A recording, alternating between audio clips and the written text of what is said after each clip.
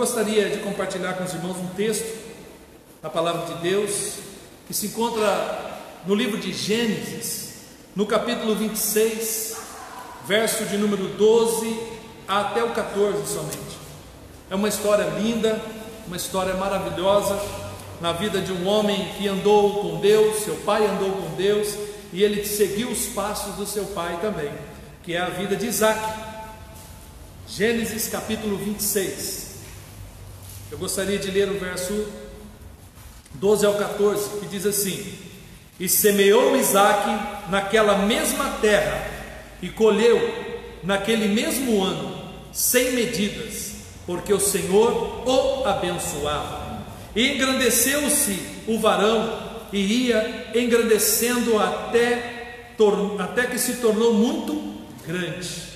O verso 14: E tinha a possessão de ovelhas, possessão de vacas, e muita gente ao seu serviço, de maneira que os filisteus o invejaram. Amém?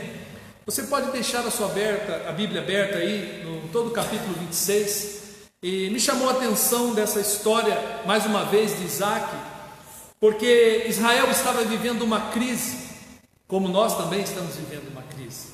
E este homem, ele teve uma atitude de caminhar para um lugar para providenciar alimento para a sua família. O primeiro passo na vida de Isaac foi esse. A primeira preocupação na vida de Isaac foi essa. Como nós também temos vivido dias de crise, dias difíceis, nós também temos que procurar, como Isaac, tomar uma atitude positiva e esperançosa diante do Senhor. Nós vemos que a crise, ela é uma oportunidade. A crise é uma encruzilhada. Encruzilhadas são caminhos que nós devemos tomar. Diante de uma crise nós podemos nos afundar, nós podemos sucumbir à nossa vida, ou podemos reerguer a nossa cabeça e alcançar a vitória, como fez a vida de Isaac. Então, quando nós olhamos para a crise, nós temos a oportunidade de reconhecer que as coisas realmente não estão bem. Essa é uma grande realidade, irmãos, e nós não podemos fugir disso. Primeira coisa é reconhecer que as coisas não andam bem, ou não andam bem na vida física ou na vida espiritual, na nossa vida com Deus. Em toda a história de Israel, quando houve fome, quando houve crise e necessidade, é porque eles se distanciavam de Deus. E nós também não estamos longe dessa realidade. O primeiro passo é esse, então. Vamos reconhecer que nós não estamos bem, precisamos voltar para o Senhor, precisamos voltar para a palavra de Deus. E uma outra oportunidade que a crise nos dá é colocar Deus no centro da nossa vida. Nós vamos entender que diante de uma luta, diante de uma crise, a esperança não está no governo, a esperança não está nas pessoas, a esperança está em Deus. E uma terceira colocação que quero inicialmente falar é que a crise é uma oportunidade para fortalecer a nossa fé na soberania de Deus. É confiar que Deus está conosco, ainda que as coisas se transtornem, ainda que o monte se abale, ainda que a cidade se abale, a cidade não vai se abalar, porque Deus está no meio dela e ela não será abalada, diz o salmista. Então, irmãos, nós servimos a um Deus que Ele transforma situações difíceis em vitória, situações difíceis em vitória. Então, a crise, ela vai depender de algumas atitudes nossas, como também teve algumas atitudes de Isaac.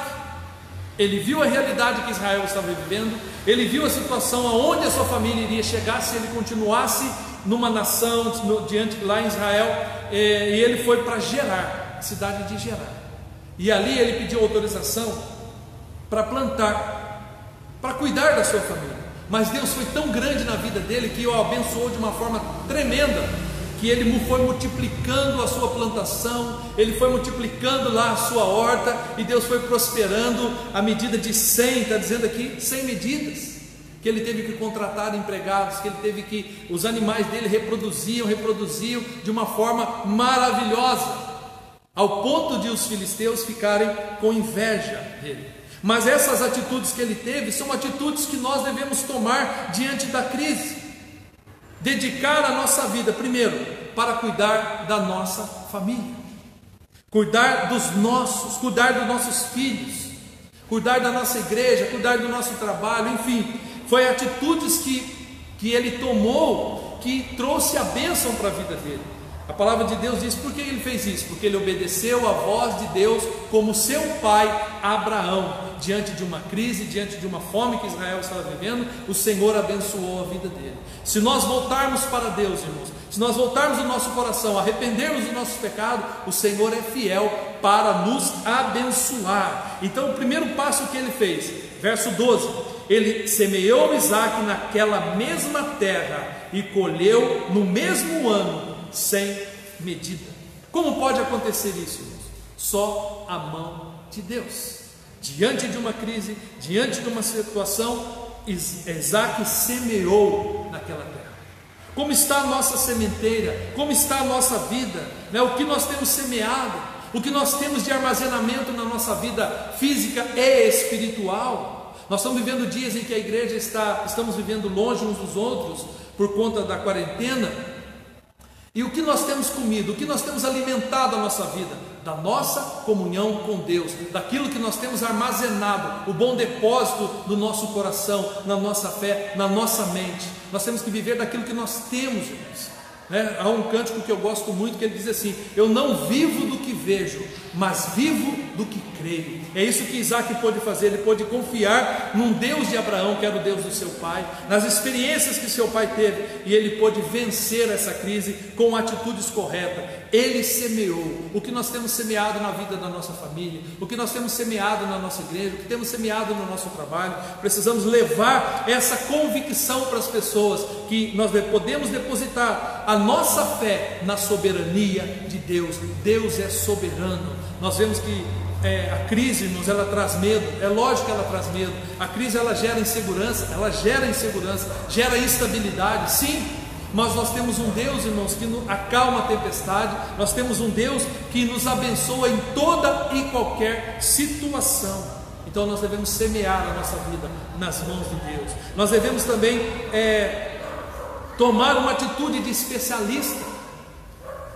Irmãos, quando Isaque chegou em Gerar, os poços que seu pai Abraão havia aberto estavam entulhados, estavam cheios de terra coberta. Os filisteus foram lá e taparam. O que nós aprendemos com isso, irmãos? Que os entulhos, ele abafa a fonte de vida de Deus na nossa vida. Então o que Isaque fez? Foi lá, desentulhou os poços, tirou os empecilhos. Ele tomou uma atitude. Nós, diante de uma crise, diante da fome, diante das epidemias, nós temos que desentulhar os poços da nossa vida, desentulhar aquilo que impede de gerarmos vida, aquilo que traz vida. Poço para ele era algo riquíssimo, era algo que trazia vida, era algo que trazia multiplicação, frutificação. Então o que está entulhando a sua vida, faça como Isaque fez. Ele tirou aquilo que estava impedindo. Talvez o que esteja entulhando a sua vida é a incredulidade. Talvez o que esteja entulhando a sua vida é a murmuração. Talvez o que esteja entulhando a sua vida é o medo, a insegurança, a instabilidade. Nós precisamos confiar no Senhor. Não tenha medo da crise. Irmãos, Israel também viveu uma quarentena. Se você abrir a sua Bíblia no livro de 1 Samuel, no capítulo 17, todo mundo conhece essa história de Davi e Golias. Golias estava atormentando Israel já fazia 40 dias, até que Davi foi lá e enfrentou o gigante. Viveu uma quarentena Israel, diante dessa batalha contra os filisteus. Eles ficaram 40 dias e Davi foi lá e pôde vencer em nome do Deus de Israel. Então nós precisamos nos tornar especialistas em viver uma vida de vitória no Senhor, não uma vida de derrota, mas uma vida de vitória. Especialistas em derrotar crises, em vencer crises. Não vamos nos acomodar, vamos reerguer a nossa vida. Quando nós estamos no deserto, nós precisamos nos tornar especialistas no deserto, em vencer o frio, em vencer o calor. E Isaque se especializou nisso, naquilo que estava trazendo crise. Ele tirou os entulhos. Tire os entulhos da sua vida. Tira aquilo que está impedindo você de receber a vitória do Senhor. Faça o ordinário para conseguir de Deus o extraordinário. Foi o que ele fez. A ordem era para obedecer o Senhor. No entanto, irmãos, Isaac ele foi tão abençoado a Deus que ele edificou o altar ao Senhor. Ele pôde louvar ao Senhor, ele pôde glorificar o Senhor pela bênção recebida. Isaac, ele colheu 100 medidas no deserto, numa terra seca. Ele enriqueceu, ele prosperou, porque ele obedeceu à voz do Senhor. Ele seguiu um caminho excelente. Diante da luta que nós estamos passando, diante da crise que nós estamos vivendo, irmãos, que voz nós estamos ouvindo? Que voz nós estamos ouvindo? A voz das más notícias? A voz do terrorismo emocional? Ou estamos ouvindo a voz de Deus? Nós, como cristãos, precisamos aprender a ouvir a voz de Deus em toda e qualquer situação que nós estejamos vivendo. Vamos ouvir primeiro a voz de Deus e obedecer a voz de Deus. Foi o que Isaac fez. Ele obedeceu à voz de Deus. Há um texto também que eu gosto muito em Deuteronômio, capítulo 30, que diz assim, que qual é o caminho que vocês escolhem? O caminho da vida, o caminho da morte? O caminho da bênção ou o caminho da maldição? E esse caminho está nos nossos lábios, está na nossa boca, irmãos. Aquilo que nosso coração está cheio, nós vamos fluir na hora das lutas, na hora das adversidades. Nós vamos falar aquilo que nós temos cheio. O armazenamento que nós temos é que vai fazer com que eu e você saiamos vitoriosos. Então, qual é o armazenamento que você tem? Qual é a palavra que você tem no coração? Uma palavra de crise ou uma palavra de bênção? Uma palavra de derrota ou uma palavra de vitória? Nós precisamos confiar numa palavra de vitória que já foi liberada para nós. E nós precisamos confiar naquilo que Deus é. Naquilo que Deus é, irmãos. Então nós precisamos entender isso. Isaac foi diligente. Ele não olhou para a crise, ele não olhou para o problema, ele foi perseverante. Ele olhou para o Senhor e colocou a mão no arado. Ele colocou a mão no trabalho que precisava ser feito. Nós não podemos agora, no momento de quarentena, e ficar murmurando, reclamando e falando: ai meu Deus, como que vai ser? A despensa aqui de casa vai estar acabando, etc. Não fique com medo, confie no Senhor. Nós fazemos uma oração: Senhor, abençoa o pão nosso de cada dia, nos dá hoje. Nós oramos isso, precisamos crer nisso, precisamos confiar nessa simples palavra que tem um poder sobrenatural de abençoar a nossa vida, um poder espiritual, irmãos. No mundo espiritual as coisas estão tudo resolvido. No mundo espiritual, irmão, o Senhor já venceu as potestades, o Senhor já venceu as trevas. No mundo espiritual está tudo resolvido, o Senhor já nos abençoou com toda sorte de bênção. O que é importante é nós apropriarmos dessa palavra e confiarmos naquilo que o Senhor é, e trazer para a nossa vida, ao redor da nossa vida, para a nossa família, confiança, sermos homens e mulheres que confiam no Senhor, e seja em qualquer situação. O Senhor é a nossa bandeira, o Senhor é a nossa vitória. Então nós já somos vitoriosos. Não importa as enfermidades, não importa as lutas. Logicamente, irmãos, não estou dizendo que nós não podemos ignorar as precauções, nós não podemos ignorar o cuidado, nós não podemos fazer vista grossa para aquilo que precisa ser feito. Vamos fazer a nossa parte, mas vamos confiar no Senhor, né? Vamos confiar em Deus. Ainda que as coisas se transtornem, ainda que as coisas piorem um pouco ainda mais, nós temos um Deus no céu que pode nos livrar da morte, um Deus que pode nos levar para o céu, irmãos. Ainda que Ele me mate, todavia eu me alegrarei no Senhor. Às vezes, diante da luta, da adversidade, a gente esquece dessa palavra. Nós estamos presos, irmãos, a esse mundo. E se estamos presos a esse mundo, nós somos miseráveis. Nós precisamos estar presos ao céu. Nosso olhar tem que estar no céu. Ainda que Ele me mate, como Jó pode dizer, ainda que Ele me mate, todavia eu me alegrarei no Senhor. Por que ele diz isso? Porque a morte não poderia separar ele de Deus.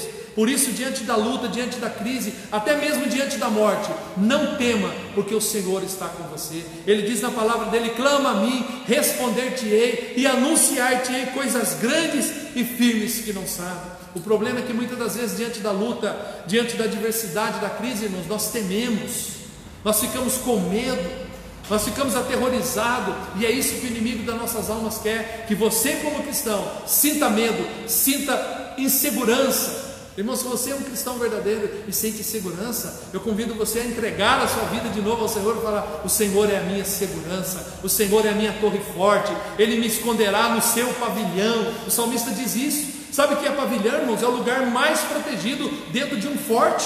O Senhor diz isso, o salmista: você está escondido no meu pavilhão, você está protegido do Senhor. Nós precisamos tomar essa postura. Somos escolhidos de Deus, somos chamados de Deus, somos amados de Deus. Por isso não vamos temer o medo, não vamos temer o inimigo, não vamos temer a crise.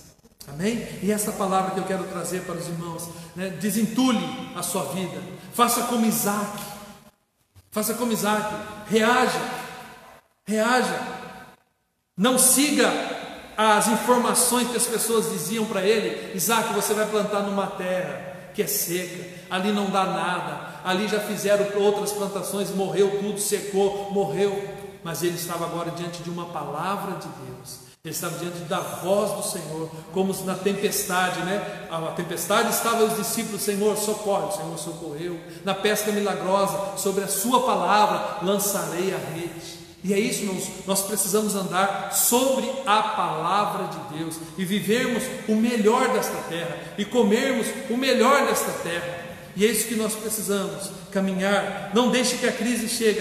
A crise chegou na sua vida, você é um forte candidato para viver o extraordinário de Deus.